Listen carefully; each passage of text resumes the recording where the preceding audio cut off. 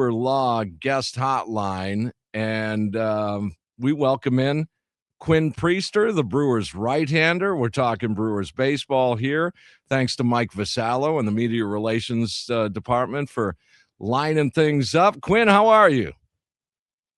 I'm good. How are you guys? Thanks for having me on. Yeah, way more important how you are. Now listen, what does one Quinn Priester do when it's the mid, because you're from the Midwest. We're trapped in a wintry nightmare here. It's January. There's no hope in sight. And what does Quinn Priester do these days? So I'm from Northwest Chicago, about 45 minutes south of the Wisconsin border.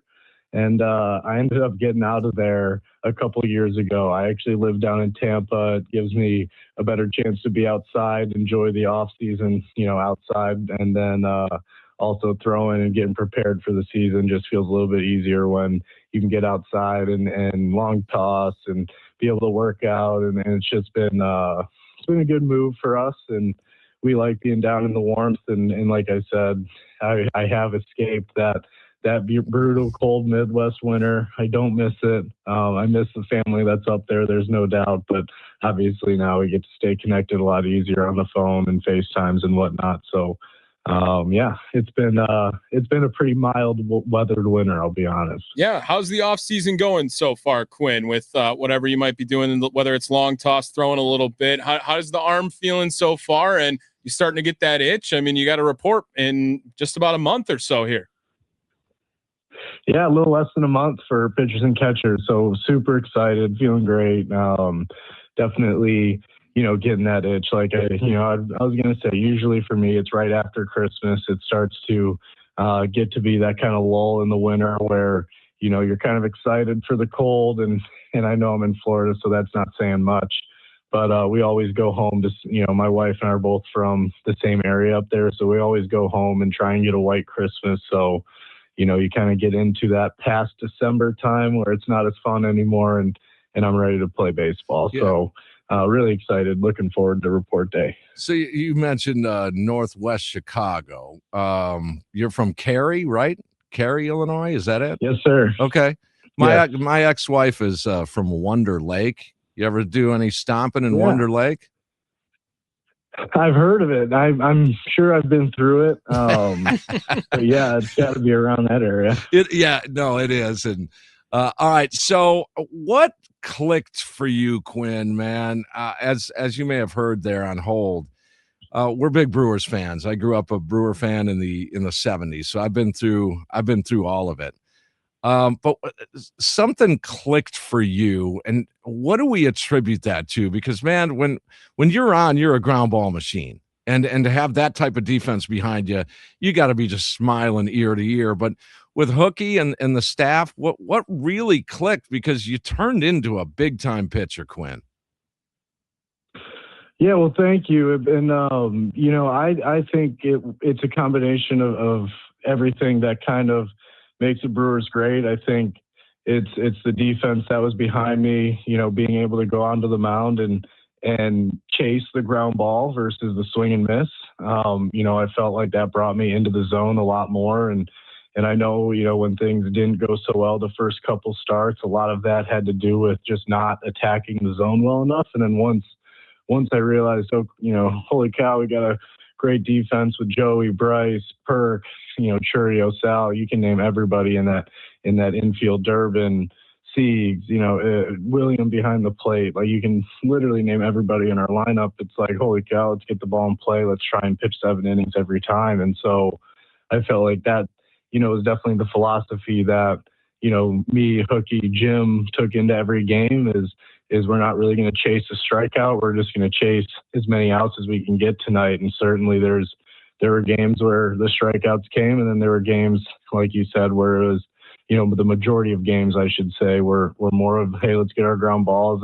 If we have a single here or there, let's get another ground ball. And with our defense, it's probably going to be 2 outs. So never lose faith in that ground ball. And then, the stuff's good enough to where when we get to 2 strikes, we can put guys away. And so once I think I started to think about, things early in counts, trying to get outs early in counts, I would kind of look up and be 1-2 or 0-2. And I'm like, oh, now I can kind of put them away versus, maybe a little bit earlier in the career, I was trying to chase some swing and miss. I was trying to throw the perfect pitch 0-0. Whereas, I felt like this year I just really or last year rather, I just really attacked hitters and was rewarded for it with our great defense. Quinn Priester, Brewers pitcher, joining Hot Stove Weekly here. Tommy Wirtz, Tim Allen, of course, as well. The franchise back for his first day. Quinn, you brought up the names. Jim Henderson, Chris Hook, they get retained. Some get a promotion within the organization this year on the new coaching staff. How excited are you for year 2 with that relationship? And you credited them with year 1. What are some things that you really wanted to focus on heading into 2026 and year 2 with Milwaukee, specifically talked about maybe with Chris and with Jim? Yeah, I think a lot of it is hammering the things that made us or that had us, have such good results last year. And that's, attacking the glove side sinker a little bit more. I think I did a lot better to right-handed hitters than I did to left. And that front hip sinker is something that I know he's a lefty, but Jared Koenig did it to right-handed hitters so well. And it's such a weapon to have as a sinker baller. And so again, it's very execution focused. Hey, can we execute that at a higher rate? That cutter really became a pitch that I leaned on, in the second half last year and really helped keep guys off the sinker, and being able to command that pitch even better than I did towards the end of the year is definitely kind of the low hanging fruit, the things that are easy to do every single day. And then just kind of trying to work on being a little bit more consistent with the curveball. In the past, I've had a good changeup. Last year, I don't even know if I threw it 10 times just because the game was telling us we didn't need it at the time. But, certainly having that as a weapon to pair with the sinker, I think would be huge. So that's, those are kind of some of the things that I'm thinking about every day here, getting ready for the season. And then it just kind of becomes playing the game. When we get to spring, let's see how things play. Let's see what hitters are telling us. Let's see, once, I'm in person with Jim and Hookie, to be able to, really get some good analysis before games start. And then we take it in just, kind of, it's a lot of what made us, have good results last year. And that's taking it pitch by pitch and just trying to get an out before 2 strikes. And then when we get to 2 strikes, that's when we go for the kill. But, staying within the zone and those things. So, well, you mentioned what the hitters are telling you. That's a big thing for Woody. And in talking with Brandon for years now, I've noticed that he is relying on the hitter is going to tell him a story. So I think, Quinn, as a young pitcher, you could learn a hell of a lot of stuff from Brandon Woodruff, and I'm sure you are. Okay, so let me ask you this: you grew up a Cub fan, right? This is true. Yeah. Okay. All right. So I don't know if you know this. You probably don't. But I absolutely hate the Cubs. The fans I don't have a problem with. Okay, the fans are fans, right? But just the Cubs, I can't. In fact, your boss, Pat Murphy, told me I needed to seek some professional help on my hatred of the Cubs because it affects my life, really. I think I lost a few years off my life in that Cub playoff series. What was that like going? How do you measure that? I mean, certainly you have dedication with the Brewers logo on your hat, but yet as a kid, you're running around with a couple of Anthony Rizzo cards in your pocket, and they're your favorite players. How do you balance that? See, I think when, and this goes for, not to speak for, but I think most people at this level is you grew up a fan of somebody, right? You grew up a fan of some team. And when you cross that line, it does kind of go away. I think there definitely is something to, Wrigley Field and I've probably gone to, 40 or 50 games at Wrigley growing up. So being able to pitch on that mound, last year certainly felt a little surreal. I think going forward, wanting to handle games against them a little bit better, I need to remove that emotion and remove that little bit of, oh, this is the team that I grew up, which was Major League Baseball, and just because that was the team that was close and that was the team that everyone rooted for. But now, it's just another team, and you say you hate them so much. And I think, there's definitely a little bit of that emotion that goes into every rivalry that, almost is almost better if you can kind of remove it and take it as, hey, this is just another Major League team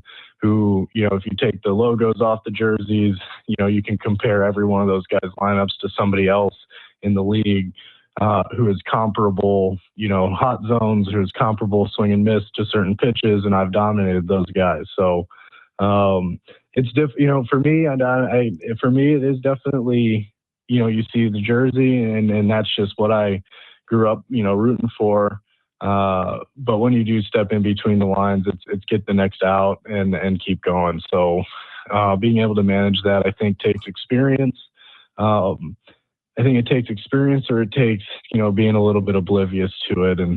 And I definitely, think I'm going to use the experience that I had this year to manage those emotions going forward. Breaking news, Tommy. Breaking news. Quinn Priester just said he hated the Cubs. I'm kidding. I heard it. It's getting clipped right now as we say that. I'm kidding. Quinn. Yeah, we'll get it back. We won't ask you about this past weekend. I don't even want to get into that conversation. Quinn, I want to go back though. Good idea. Yeah, exactly.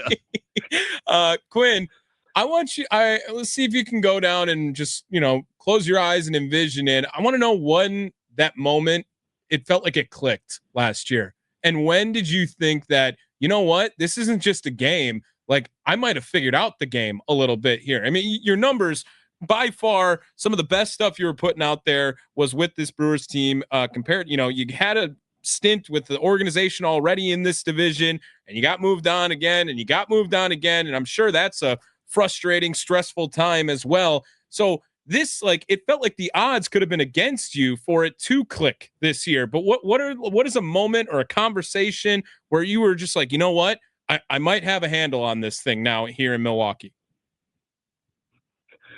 I think you never figured out completely, right? You always, and what I've understood so far is every time I think I figured it out, that's when the game punches you in the face. It's, man, like, this game is so hard at this level to be consistently good. But I guess when you say that, there's a couple things that come to mind. I think there was a game against Atlanta at home where I go in 6 innings and had a really good game, a lot of ground balls. But commanded the cutter at the top of the zone for the first time. It felt like really, really well. And that was kind of like, oh shoot, this is what it could look like. This is, now that I have the sinker to the backside, the sinker inside, and the cutter up and away to run it, to keep the righties honest. And it just felt like, when I was executing, it was like the hitters weren't even going to get lucky. I was in complete control of that game. And then I think when it was really like, all right, I can do this for. Oh, did we lose you there, Quinn? Did we lose him? Man, he was giving a good answer there too. Oh, hello. There he is. Did Now you we get got connected to Bluetooth or something there? What was going on there, Quinn? Gotcha. No, so I just switched it to speaker. I'm not sure what happened there. Wow. Yeah. But either way, so I would say that Atlanta game was the first time where I feel like my confidence really was at a point where, not that, it just felt like when I was in control, I'm going to be in control of this game. And then I was saying that the second one where I felt like it was like, man, I could really, this is repeatable. This is something that I can do for a long time, was that game in LA, where I ended up striking out the side in the first inning. Yeah. Kind of going back into the dugout, like, holy, did I just do that type of thing? Mm-hmm. Yeah, good catch. Let's good refocus. catch. We still got 5 more innings to pitch. So let's get back, let's refocus. And then, finishing that game the way I did, coming out of the All-Star break, I wanted to go another inning, but, we had the long-term mindset, of the season in mind. So I was itching to go back out for a 7th there. And ultimately, I think we made a great decision, not to. We ended up winning the game. The bullpen handled business, but that was the game where, it felt like I can go back to that at any point in my career if I'm worried about confidence or whatever, and say, go watch this game against, the lineup that those guys have. And the answer is, yeah, you can do it against anybody. Now it's just about focusing on the process and continuing working what we've been working, rather than chasing that result. Because I feel like that's something that have a good game. Let's chase that result again rather than just doing the same thing day to day. Yeah, no, Awesome. I'm with you there. Final thing for you, Quinn. I will catch up with you in Arizona, and I want to get your thoughts on Pat Murphy. He holds no shots. He takes shots all the time at me, which is fine. I think that's an adoration thing. But let me ask you about the fans here in Milwaukee. I mean, you've been a couple of different organizations, but at this level, what you guys did here in 25 was really an amazing ride, and it was a journey. And I try and speak on behalf of Brewer fans constantly to say, hey, keep pinching yourself, man, because this is really cool. It's really fun. How did the Brewer fans, treat you in 25 here? Incredible. It was, I think once we got past the little lull in the first month that we had, kind of got off to a slow start. I mean, it felt like every single game was sold out. It felt like, everywhere, if I was to be seen in public, it was always so like respectful, and it was so just normal and hey, man, very, appreciative, I guess, thankful. And it was just like, man, that's nice. And you know how it is. Like I always grew up coming to Wisconsin for like some little summer weekend vacations, and I've absolutely loved the people, how friendly, that Midwest nice, that, how you treat your neighbor, kind of like your family kind of mindset. I've always admired that about Wisconsin. And seeing the fans, and then, you get to feel the other side of it, the intensity when you're going against the Cubs, and a lot of people share the same feelings that you do. And so it's a really cool fan base to play for. I've never been a part of an environment like we had, in the NLDS and the NLCS, especially that game 5 at home. And I'd, hopefully, play long enough where I get to be a part of more environments just like that. And I know, every time, we play into the postseason, that the city's going to show up for us. And like I said, it's just, there's just something about, being from the Midwest, being around Midwestern people and fans that's comfortable, and it's exciting, and it's always fun to play for them. Well said. Well said. Awesome. We had a nickname for you on the post-game show last year, a couple of different. Father Quinn or the Mighty Quinn. Do you have a nickname? People usually just call me Q or Priest. Just the Q got a little confusing this year, because if you said Q, me and Quintana would both turn our head. Yeah. Okay. And so I started to say, hey, Q, you've been around a lot longer than me. You've had a lot more success than me. You can take that nickname. Yeah. And then, but usually that's what it is, or Priest or whatever. And yeah, and we're making dinner. QP has a decent ring to it as well. You just throw another letter at the end there. Yeah. QP. Praise the Father Quinn. Yes. He's the priester. All right, Quinn. Hey, thanks for the time, man. Good luck heading into the 26th season. Best of luck. Keep up the good work, and we'll say hello to you in Arizona. All right. Awesome. Can't wait, you guys. Thanks for having me on, and go Brewers. We'll see you soon. Awesome. There he is, Quinn Priester on the group.